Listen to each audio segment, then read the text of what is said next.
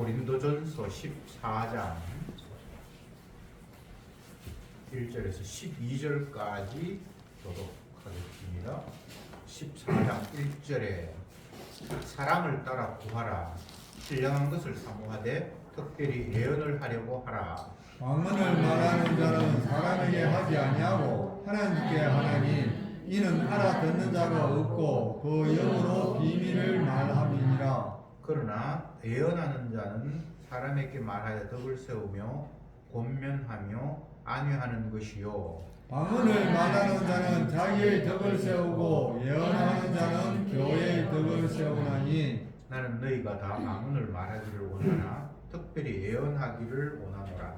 방언을 말하는 자가 만일 교회의 덕을 세우기 위하여 통역하지 아니하면 예언하는 자만 못하니라. 그런즉 형제들아 내가 너희에게 나아가서 방언을 말하고 계시나 지식이나 예언이나 가르치는 것이나 말하지 아니하면 너희에게 무엇이 유익하리요?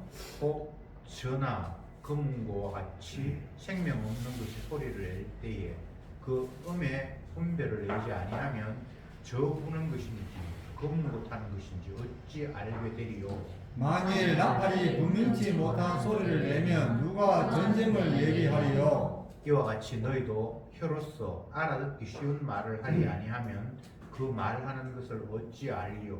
이는 후공에다 말하는 것이라. 세상에 소리의 종류가 이같이 많되 뜻없는 소리는 없나니 그러므로 내가 그 소리의 뜻을 알지 못하면 내가 말하는 자에게 야만이 되고 말하는 자도 내게 야만이 되리니. 그러면 너희도 신령한 것을 사모하는 자인즉 교회의 덕 세우기를 위하여 궁성하기를 구하라. 아멘. 아멘. 14장의 내용은 방언 그리고 예언에 대한 말씀을 하고 있습니다. 바울이 이 이야기를 거론하는 이유는 고린도 교회 교인들이 바울에게 먼저 질문을 했고 이런 문제가 교회에 있는데 어떻게 하면 좋겠냐라고 해서 그에 대해서 답하는 형식으로 방언, 예언 이런 부분에 대해서 거론을 하고 있습니다. 12장부터 이제 14장까지가 은사에 관한 이야기인데 오늘 본문에서는 방언, 예언에 관한 이야기를 하고 있습니다. 방언이다. 이 표현 자체가 여러 가지로 해석이 될 수 있는데 그냥 언어예요, 말이에요. 우리가 제주도 방언, 제주도 말이잖아요. 그런데 이제 성경에서 은사로 방언을 이야기했을 때에는 그냥 우리가 말하는 이런 말과는 다른 무엇이 있을 수 있는 것인데 정확하게 방언의 은사가 어떤 것인지 예언의 은사가 어떤 것인지 지금으로서는 조금 구체적으로 이런 것이다라고 말하기에는 이 당시에는 특별히 이제 교회가 막 세워지는 이 사도행전 이후에 막 초대 교회죠, 그죠? 이 당시에 특히나 그 방언은 사도행전 당시에 성령이 임함으로 말미암아 방언이 임했다고 했는데 특별한 어떤 은사가 주어졌는데 이게 구체적으로 무엇인지를 말하기에는 조금 이제 어려움이 있는데 그럼에도 불구하고 성경 자체에서 방언이라는 것, 언어라는 것에 대해서 이야기를 하고 있기 때문에 전체적인 의미는 우리가 찾을 수 있습니다. 인간의 언어가 그 창세기에 보면 바벨탑을 쌓을 때에 하나님께서 인간들이 뭉쳐서 하나님의 뜻을 반대하는 그 교만함을 끊기 위해서 사람들에게 언어를 혼잡하게 했다. 그렇게 말함으로 말미암아 언어가 안 통하는 사람들은 같이 살 수 없으니까 언어 통하는 사람들끼리 모여서 이렇게 인류가 흩어진 것으로 성경이 그렇게 이야기를 하고 있습니다. 그래서 맨 처음에는 뭐 아담 그리고 하와 그 아들 언어가 하나였겠죠. 그러나 시간이 좀 지나서 인구가 좀 늘어나고 그렇게 했을 때에 인간들이 노아 홍수 시대에 사람이 죽고 뭐 그런 일이 있지만 어쨌든 홍수 이후에 사람들이 번식하기 시작을 했는데 과거의 그 조상들의 트라우마 물로 하나님이 심판했다라는 그 기억들이 전해졌겠죠. 살아있는 사람이 있었으니까 노아의 8 가족이 있었으니까 그러면서 그들이 불안해하면서 만약 하나님이 또 우리 조상에게 물로 심판하는 일이 생긴다면 우리는 높은 꼭대기 위에 올라가서 아라라산보다 더 높게 고위에 올라가면 하나님께서 비를 내리시더라도 우리는 안 죽을 수 있지 않은가라는 이런 인간들의 생각, 그 생각 때문에 탑을 쌓으려고 했던 그 일, 그걸 통해서 하나님께서 인간의 교만함을 벌하기 위해서 더 이상 바벨탑을 못 쌓게 만들려고 언어를 혼잡하게 했고 하나로 뭉치지 못하고 흩어져 살게 되었다. 이렇게 이제 창세기에 나오는데, 거기에서 언어를 혼잡하게 하심으로 말미암아 인간들은 서로 소통하는 사람이 있고 소통이 안 되는 사람이 있고 이런 식으로 이제 인류가 나누어졌습니다. 그런데 예수님께서 부활하시고 자기 백성들에게 성령을 보내주시겠다고 약속을 하셨는데, 오순절날 예루살렘 성전에 예루살렘에 성령이 역사하셨습니다. 근데 그 성령의 역사함 가운데 하나가 이제 방언이에요.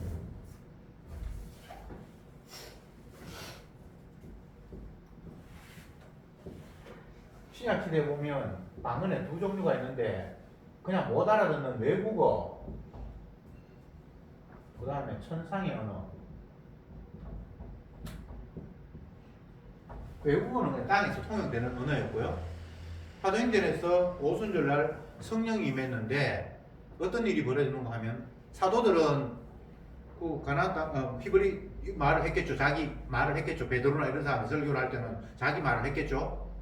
그런데 6월절이라서 가나안 땅, 지금 예루살렘 말고 다른 나라에 흩어져서 살던 사람 명절이라고 이렇게 모여왔는데, 그게 사도행전을 보면 여러 지역이 있어요. 그들은 히브리 말을 잘 모르거든요. 어린 아이들이나 이런 애들은. 어른들은 이제 알 수 있다고 하지만 우리나라 교포들도 부모가 자녀들 한국말 안 가르치면 한국말 모르잖아요. 미국 사람은 영어만 하고. 그렇게 생각하면 돼요. 예루살렘에 각지 흩어진 사람들이 6월절이라고 와서 제사 드리기 위해서 다른 나라 사람들도 많이 왔고, 물론 피는 뭐 유대인들이지만 그쪽 가면 2세 3세가 됐을 거 아니에요. 그래서 분명히 말을 못 알아듣는데 사도들이 히브리 말로 이 얘기를 했는데 각자가 자기 말로 알아들었더라 하면서 이게 이제 방언의 역사가 일어났다라고 성경이 이야기하고 있어요. 그래서 그거는 인간들의 언어잖아요.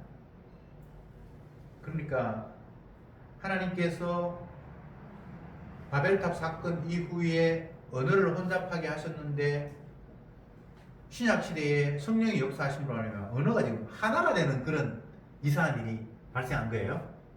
그렇지만 그 첫 번째 사도행전에서 언어를 알아듣는 것은 인간의 언어들이 전해졌고, 근데 알아들을 수 없는데 외국 사람이 알아들었고, 뭐 동시통역이 일어나는 것처럼 그런 상황이 이제 벌어졌다면, 고린도 교회에서 방언을 하고, 이거는 사람의 언어는 아니었던 것 같아요. 천상의 언어. 사람이 알아들어서 하나님 앞에 기도하면서 뭐 방언으로 이야기를 하고, 이건 아마 천상의 언어인 것 같은데, 어쨌든 여기서 방언이라는 말 자체는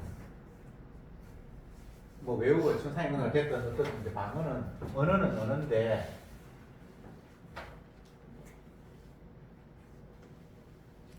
구약에서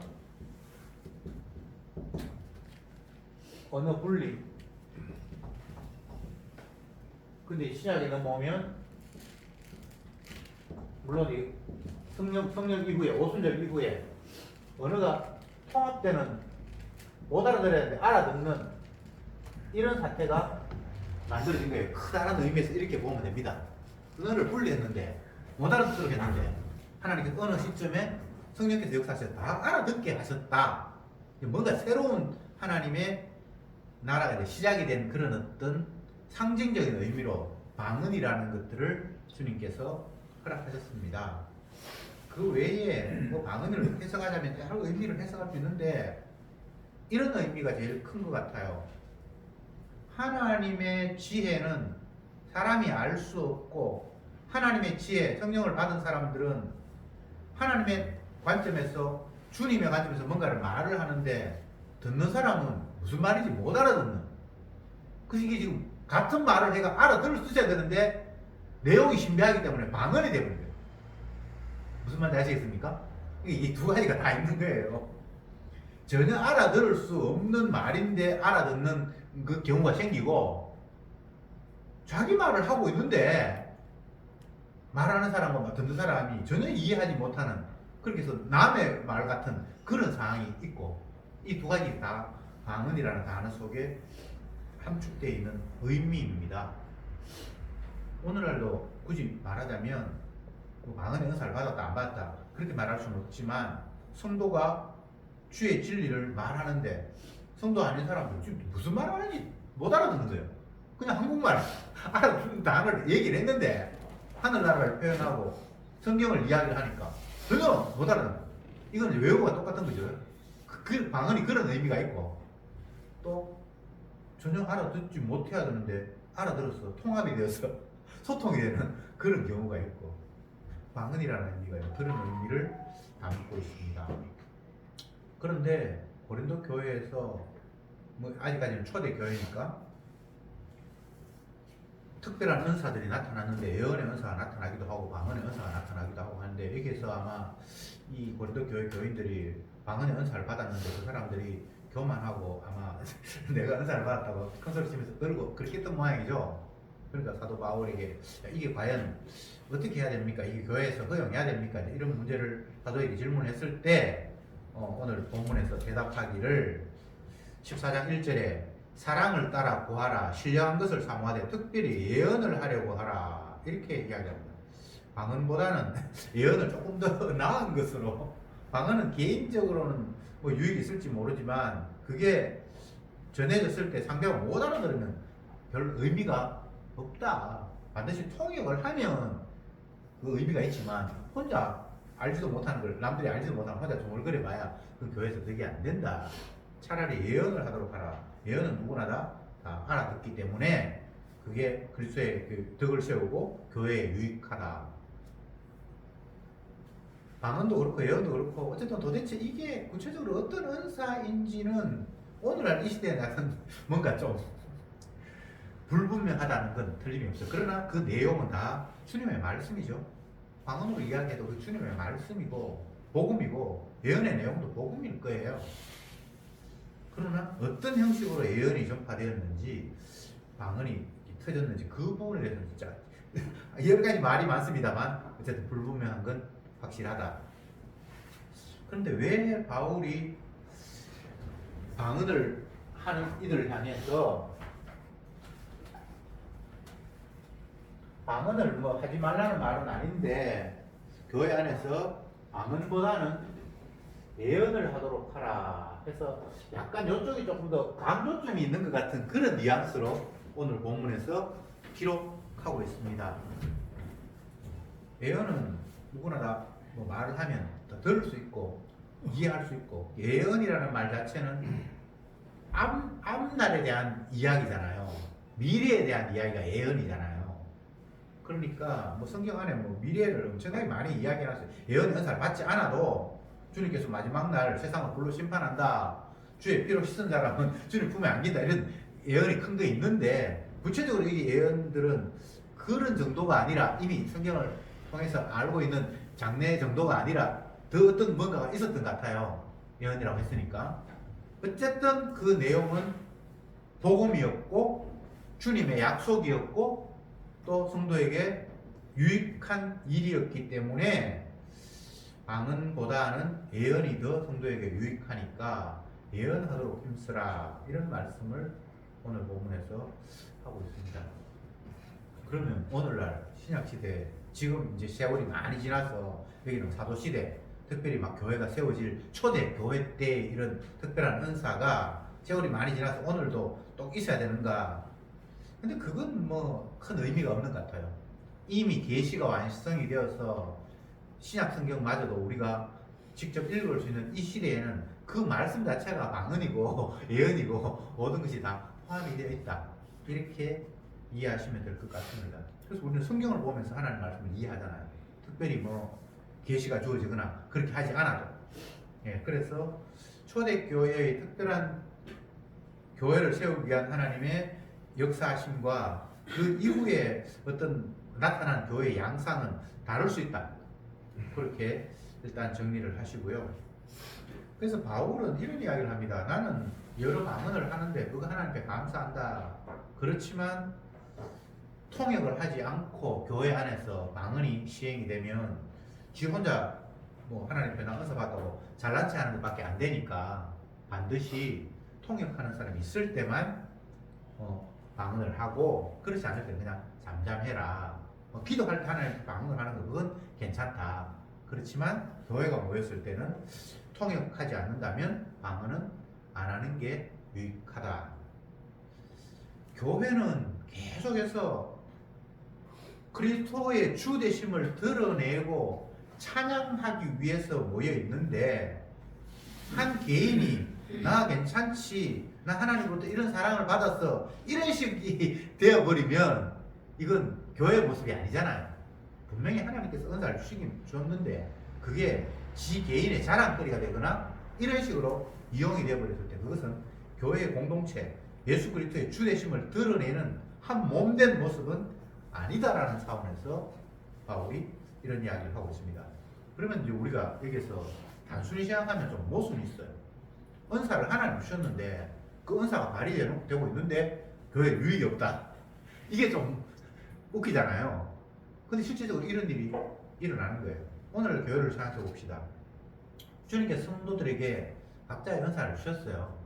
근데 그것이 교회 공동체를 위해서, 형제를 위해서 유익한 쪽으로 사용이 될 수 있지만 그렇지 않을 경우도 있을 수 있다는 겁니다. 그게 굉장히 위험한 거예요. 주님께서 주셨으니까 다 유익하다. 주님이 주신 거니까 주님 앞에서 활용된다는 게 유익하죠. 그러나 그것이 주님 앞에서 활용되는 것이 아니라 내 개인의 유익을 위해서, 나를 돋보이게 하기 위해서, 상대보다 내가 차별화시키면서 나 이런 사람이야 라는 식이 되어버리면 그건 유익이 아니라 교회를 해치는 그런 결과가 오기 때문에 하나님 앞에 이런 은사를 받았다 할지라도 형제를 생각하고 교회 공동체를 생각하고 만약 유익하지 못하다면 그건 절제하는 게 맞다. 이런 내용이 오늘 본문이 우리에게 하고 있는 말씀입니다. 그 앞부분에도 나왔죠. 모든 것이 가하나 모든 것이 유익한 것은 아니요. 성도에게는 정말 주님의 은혜가 임했기 때문에 걸릴 것도 없고 주저할 것도 없고 정말 자유로운 자예요. 성도는 해도 되고 안 해도 되고, 그러나 해도 되고 안 해도 되는데 그것이 내 입장에서 하고 싶어서 하고 하기 싫어서 안 하는 것이 아니라 형제를 생각하면서 이게 하는 게 더 유익한지 안 하는 게 더 유익한지 생각해야만 한다는 거예요. 그래서 사도 바울은 내 자유가 어때 다른 사람을 위해서 침해받느냐, 침해받는다고 생각하지 말고 하나님께서 너에게 주신 그 모든 것들이 형제를 위해서 사용하라고 주셨으니까 그를 위해서 유익하지 않다면 너 안 하는 게 맞지. 내가 포도주를 먹을 수도 있고 하지만 형제가 이거 내 먹는 것 때문에 만약 시험 든다면 나 안 먹을 거야. 나 고기 먹을 수 있고 안 먹을 수 있어. 그러나 이 고기 먹는 거지 다른 사람들에게 너 우상제물을 먹는다라고 그렇게 인식이 된다면 나 고기 안 먹을 거야. 계속해서 초점이 나의 유익이 아니라 교회의 유익, 형제의 유익을 생각하면서 내 행동들이 절제되고 규제되고 때로는 안 해야 하는 그런 상황이 만들어지는 것, 그게 성도로서 합당한 삶이다 라고 바울이 지금 이야기하고 있는 겁니다. 성도는 주님의 말씀 안에서 더 이상 안 해야 되고 해야 되고 율법을 따라서 뭐 어떤 음식을 먹어야 되고 안 먹어야 되고 어떤 날짜를 지켜야 되고 안 지켜야 되고 이런 것으로부터 완전히 해방됐습니다. 지금은 유월절 지키는 것도 없고 할례를 행하는 것도 없고 뭐 11조네 뭐 금식이네 이런 규례들이 더 이상 우리에게 해야 되는 것 안 해야 되는 것 이런 게 아니잖아요. 날과 달과 절기를 다 폐했다 그렇게 얘기했을 때 갈라디아서에서 우리는 뭐 어떤 날을 지키고 안 지키고 그런 의미가 더 이상 우리에게 존재하지 않아요. 그런데 어떤 사람이 그 날을 특별하게 생각하고 의미 있게 생각한다. 그러면 뭐 그게 나쁜 게 아니면 그래 그렇게 해.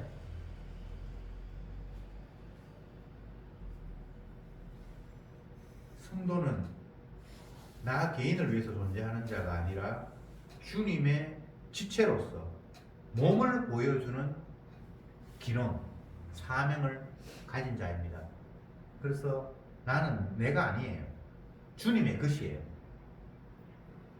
계속해서 고린도전서에서 물론 다른 성경도 마찬가지입니다만 바울이 말하고 싶은 것은 성도는 주님의 피로 값주고 산 생명이기 때문에 너를 통해서 주님이 어떤 분인지, 피의 가치가 어떤 것인지, 교회가 무엇인지를 보여주어야 할 그런 책무가 너에게 주어졌다라는 사실을 계속해서 강조하면서 이런 내용도 이야기하고 저런 내용도 이야기하고 다양하게 표현을 하고 있습니다. 그 가운데 오늘 은사가 거론이 되었고 거기에 방언이라는 문제 그리고 예언이라는 문제가 거론되고 있습니다.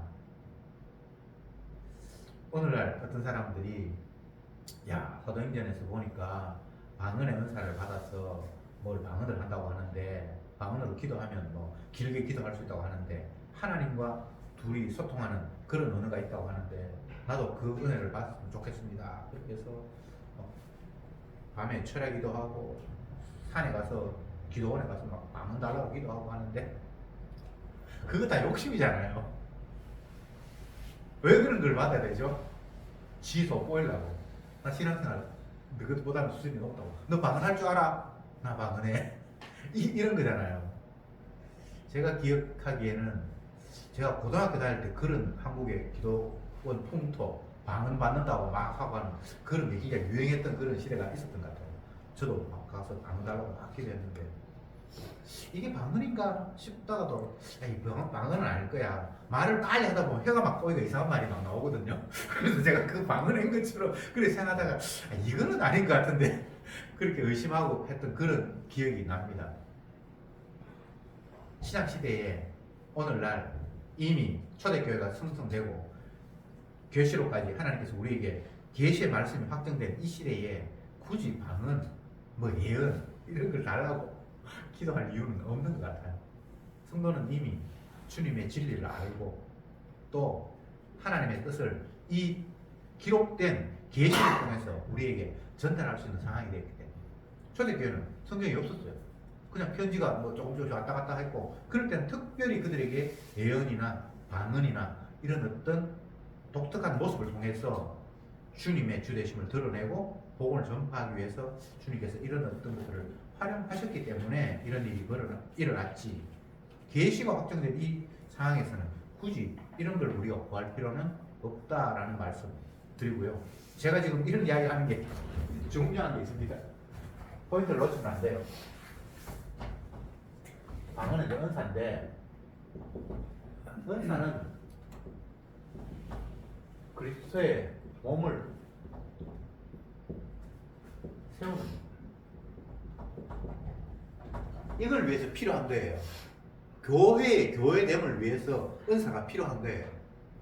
근데 뭐 한국교회 초반에도 마찬가지입니다만 제가 뭐 고등학교 때 그렇게 은사 받는다고 기도했다 그랬는데 이 고린도 교회에는 주님께서 은사를 주셨어요.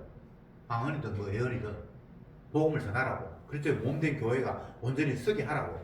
그렇게 했는데 이게 이 방언을 가지고 서로 너는 은사를 받았네 못 받았네 우열을 가리는 지잘난 척하는 그런 모습이 나타났기 때문에 그 교회 성도들이 사도에게 이 교회가 이런 문제가 있는데 어떻게 했으면 좋겠습니까? 이렇게 질문을 했을 거 아니에요. 그러니까 바울은 유익하지 못하다면 그거는 안 하는 게 맞다. 계속해서 교회를 세우는 일이에요. 개인이 어떻다라는 데 관심이 있는 게 아니에요.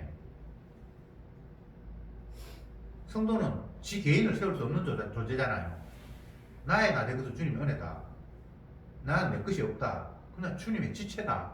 이렇게 얘기를 하는데 성경은 자꾸만 내가 남들보다 더 낫다. 귀하다.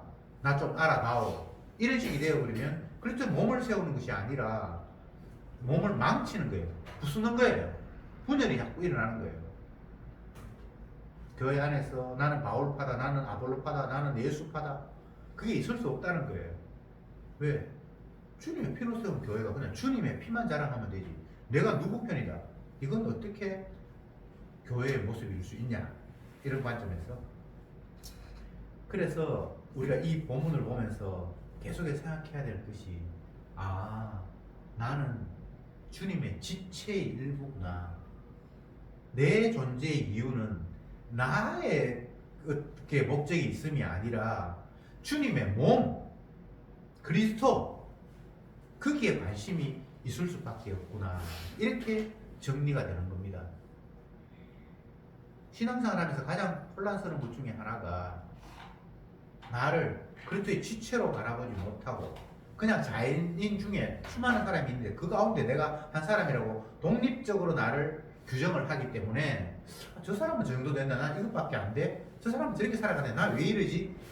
이런 식으로 비교를 하다 보니까 거기에 좌절이 생기거나 교만에 빠지거나 뭐 자살하거나 뭐 별일이 다 있는 거예요. 요즘 신문에서 그 고등학교 뭐 여학생을 어떤 애가 갑자기 이유도 없이 죽였다는 것 때문에 신문에 크게 났어요. 그래서 그 23살, 4살 되는 애가 사진까지 이런까지 공개돼가지고 이 악한 놈이라고 그렇게 신문에 난 걸 제가 봤는데, 왜 죽였냐고 물으니까 뭐 자기가 사귀는 어떤 여자가 자기 사랑을 안 받아주고 화가 나서 죽였다. 이게 우리가 볼 때 굉장히 우스운 이야기 같은데, 나를 단독자로 세우기 위해서 살아가는 사람은 언제든지 그런 일이 발생할 수 있어요. 내 뜻대로 안 되면 화가 나서 불질러 버리고, 내 아들이 나를 사랑 안 하고 자기 엄마만 사랑해. 그래서 엄마가 미워서 아들을 죽이고. 이게 그냥 우스운 이야기 같은데, 나를 독립적으로 생각해서 나를 반듯하게 세우려고 하다 보면 이런 일들이 발생할 수 있어요. 그런데 우리는 내가 독립적으로 존재할 수 있는 자가 아니라고 주님께서 일러주셨잖아요. 우리를 만드신 분이 나 한 사람 개인적으로 뭘 어떻게 하라고 우리를 만드신 게 아니라고 하잖아요. 성도는 주님의 지체인데, 구약으로 이야기하면 하나님의 영광을 위해서 만들어진 피조물이에요. 그래서 그는 자기를 만드신 분만 바라보면서 그를 향해서 감사하고 찬양하고 경배하도록 그렇게 지음을 받았어요. 그러니까 저와 여러분들은 그 하나님의 말씀을 믿는다면 내가 어떻게 돼야 되는데, 내가 1년 후에는 어떻게 돼야 되는데, 내가 늙어서는 어떻게 돼야 되는데, 이런 생각을 한다면 그건 뭔가 지금 나를 착각하고 있고 세상을 엉투리를 보고 있고 또 주님의 말씀에서 떠나 있는 그런 상황이에요. 내가 어떻게 되고 말고 그런 데 관심이 없어요. 세상은, 주님은. 예. 우리가 이 세상 속에서도 팀플레이라는 게 있어요. 내 혼자 누구와 경쟁하는 것이 아니라 내가 소속된 어떤 단체가 또 다른 무엇을, 어떤 목적을 향해서 달려가는 그런 모습이 있잖아요. 그러면 거기에는 개인이라는 것들이 용납되지 않거든요. 그 단체가 목적하는 바를 향해서 그냥 우리는 끌려가는 거잖아요. 요즘 삼성전자 노조가 데모를 하고 뭐 해가지고 사장이 국민 앞에 혼란을 줘서 사과하고 뭐, 그런데도 불구하고 삼성 주가가 하늘을 높은 모르고 지수가 올라가고 뭐 하여튼 여러 가지 이제 신문에 상황이 나왔는데, 그 삼성전자하고 직접 관련된 사람이 아닌 제3자 입장에서 이제 보면 삼성전자가 뭐 반도체를 만들어서 엄청나게 지금 이윤을 추구하고 있는데, 거기서 일하는 사람들이 이윤 회사 가져가지 말고 분파하자 그렇게 지금 다 나누자 그렇게 됐어요. 그렇게 회사가 난감하죠. 국가의 관점에서 보면 다른 모든 그 산업이 어려운데 그 반도체 산업이 잘 돼가지고 우리나라가 그래도 그 경제 전체가 플러스가 됐대요. 어마어마하게 벌었대요. 근데 그걸 그 회사에 다니는 사람이 돈 많이 벌으니까 우리한테 나눠줘. 인구 뭐 숫자에 따라서 나눠줘. 그 나누면 1인당 한 6억 몇천만 원 이렇게 된대요. 뭐라 정확하게 모르겠는데 어쨌든 그리고 그거 다 우리 달라는 거예요. 제3자에 보면 좀 난감하잖아요. 그게 자기들의 공동인 것처럼. 제가 지금 다른 이야기를 하는 것 같은데 단체 안에서의 한 개인을 지금 이야기하는 겁니다.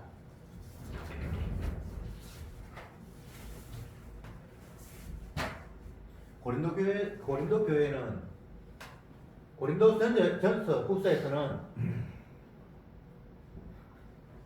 교회를 사람의 몸으로 비유하면서 예수님 그이다이 붙어 있는 이게 성도, 또 요한복음에서는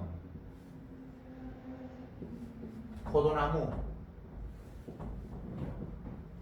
이게 붙어 있는 게 성도, 그 여러 가지를 성경에 표현해요.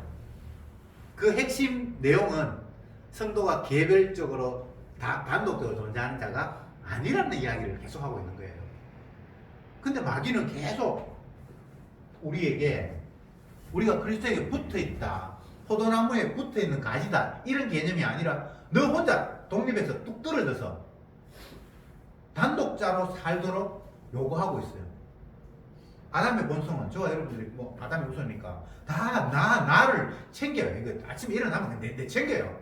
내가 그리스도에게 붙어 있다, 나는 포도나무에 붙어 있는 가지다, 이런 생각보다는 그냥 내가 혼자 독립적으로 있는 거예요. 그래서 굳이 붙이려면 내한테 붙이는 거예요. 내 아들도 내한테 붙이고 남편도 붙이고 뭐 자꾸 내가 중심이 되어서 내가 필요한 대로 뭔가를 붙이려고 하지, 내가 커다란 주님에게 붙어있는 한 가지라는 이런 생각 자꾸만 망각해요. 이게 심각한 거예요. 오늘 본문에서 사도 바울은 그것들을 다시 너희들이 단독자가 아니고 네 중심으로 세상이 돌아가는 것이 아니고 하나님께서 너 잘났다고 너 자랑하고 훌륭하다라고 해서 네한테 은사 준 거 아니거든, 이 이야기를 지금 하고 있다 이 말입니다. 그래서 은사가 되었건 무엇이 되었건 너 단독자가 아니라 너는 주님의 지체이다, 교회의 한 부분이다. 그래서 교회를 세우기 위해서 너는 어떤 행동을 하기도 해야 되고 하지 말아도 말기도 하고, 교회의 덕을 위해서, 형제의 유익을 위해서 너는 모든 것들을 해야 하는 것, 그게 이제 사랑의 은사에 해당이 되는 거예요. 우리가 지난주에 사랑의 은사를 쭉 봤는데 사랑이 없으면 아무것도 아니라고 했잖아요. 무엇을 아무리 해도 네 몸을 뭐 불사르게 내어준다 할지라도 네 재산 다 갖다 바친다 할지라도 만약 그게 사랑이 없으면 그건 아무것도 아니요 라고 이야기했는데, 제가 지난번에 말씀드렸을 때 그 사랑이 인간에게는 없다고 말씀을 드렸고, 결국 그 사랑이 십자가에 못 박히신 예수님의 그 삶이 오로지 유일한 사랑이다 라고 제가 말씀을 드렸죠. 오늘 은사도 마찬가지예요. 사랑을 따라 구하라. 사랑 안에서 은사가 의미가 있지, 사랑이 없으면 그 은사가 능력을 행하고 뭐 병을 고치고 겉으로 보면 그거 대단하잖아요. 예언을 하고 아버님 뭐그 얘기했을 때 그대로 되게 대단한데 그것이 그리스도의 사랑 안에서 의미가 있어야지. 사랑이 빠져버리면 나 잘났다, 너 병 있어, 내한테 와, 내가 알아서 할게, 이런 식이 되어버린다 이 말입니다. 그거는 주님께서 은사를 주신 이유가 아니고 그것은 더 이상 은사도 아닌 것이 되어버려. 바울이 그렇게 이야기를 하고 있습니다. 아니 하나님은 은사를 주신데 왜 은사가 아니야? 사형이 엉뚱한 쪽으로 흘러가 버리는데 그건 더 이상 은사가 아닌 것이 되어버린 거죠. 참 이 부분이 너무도 중요한데, 주님께서 요한계시록에서 일곱 교회 가운데 편지하면서 너는 첫사랑을 잃어버렸다 이렇게 말씀을 하셨을 때에 분명히 첫 번째 받은 그 사랑은 주님의 은사로 사랑이 맞겠죠, 그죠? 근데 어느 날 갑자기 그 사랑을 잊어버리고 살아가는 거예요. 그럼 더 이상 그게 교회 모습이 아니잖아요. 하나님 받았는데 그걸 뭐 잊어버려. 내가 방을 봤는데 이건 뭐 당연히 하나님께 주신 것이니까 유익하지. 그렇지 않을 수가 있다는 거예요. 네. 우리는 주님으로부터 받지 않은 게 아무것도 없습니다. 모든 것을 다 주님이 주셔서 받았습니다. 큰 의미로 보면 이게 다 은사예요. 뭐 하나 그분이 안 주셨는데 내가 가질 수 있는 게 없잖아요. 그런데 그 주님께서 주신 것을 주신 분을 위해서 활용을 하고 지체로서 그 전체 몸의 한 부분으로서 일괄되게 움직인다면 그건 주님의 주심을 인정하는 삶이죠. 그런데 이 오늘 본문에 나타난 것처럼 자기를 위해서 사용하는 그런 상황이 와버렸을 때 그게 얼마나 심각한 상황인가를 오늘 본문은 우리에게 일러주고 있습니다. 주신 분은 주님인데 그 주신 분을 위해서 사용하는 것이 아니라 나 개인을 위해서 사용하고 있으니까 이건 정말 하나님 보실 때에 배은망덕한 일이죠. 에스겔에도 우리가 본문을 보면서 나옵니다만 주님께서 그 피투성이 같은 그 이스라엘을 건져서 피를 씻기고 예쁜 옷을 입히고 그렇게 해서 성장하게 됐는데 자기를 건져주시고 피를 씻기시고 옷을 입히고 자라게 하신 그분을 잊어버리고 우상에게 엄난히 행하고 이런 표현들이 성경에 나와 있잖아요. 뭐 에스겔에만 나온 게 아니라 뭐 여러 군데가 나와 있습니다. 그게 바로 오늘 본문으로 이야기하는 주님의 은사를 받았는데 그게 주님 앞으로 돌아가는 것이 아니라 엉뚱하게 흘러가 버린 완악한 죄악된 모습, 그게 바로 오늘 본문에 나타난 이런 모습입니다. 남들이 가진 것 부러워할 필요 없어요. 여러분에게 주어진 것이 또 있습니다. 은사는 여러 가지나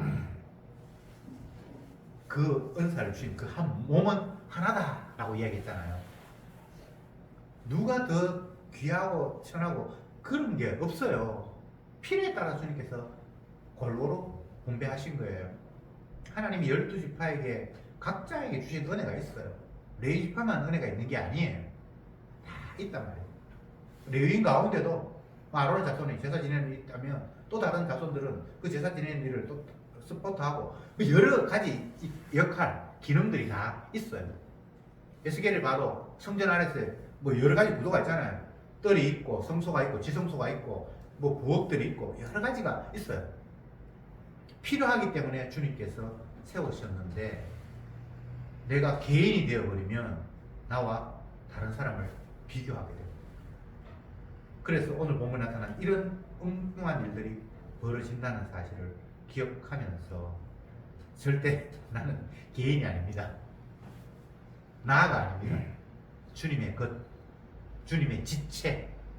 그래서 한 몸됨을 위해서 우리는 순종하고 감사하고 찬양하고 더 이상 나 개인을 따로 분리하는 그런 어리석음이 아니라 주님의 주되심만 자랑하는 주님의 빛나는 지체, 또 다른 말로 하면 예수 그리스도의 증인, 그런 삶들이 우리에게 펼쳐지기를 바랍니다. 기도합시다.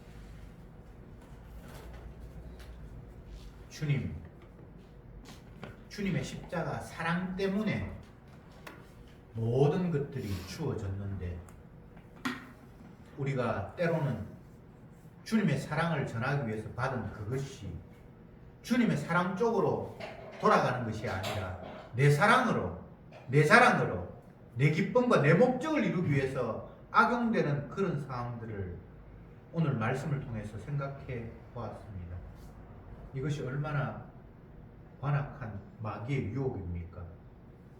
결코 나 개인이 따로 존재할 수 없고 주님의 몸의 한 지체로 그리스도의 것으로 살아간다라는 사실을 잊지 말게 하시고 온전히 몸만 자랑하는 저들이 되게 하옵소서. 예수님의 이름으로 기도드리옵나이다. 아멘. 아멘.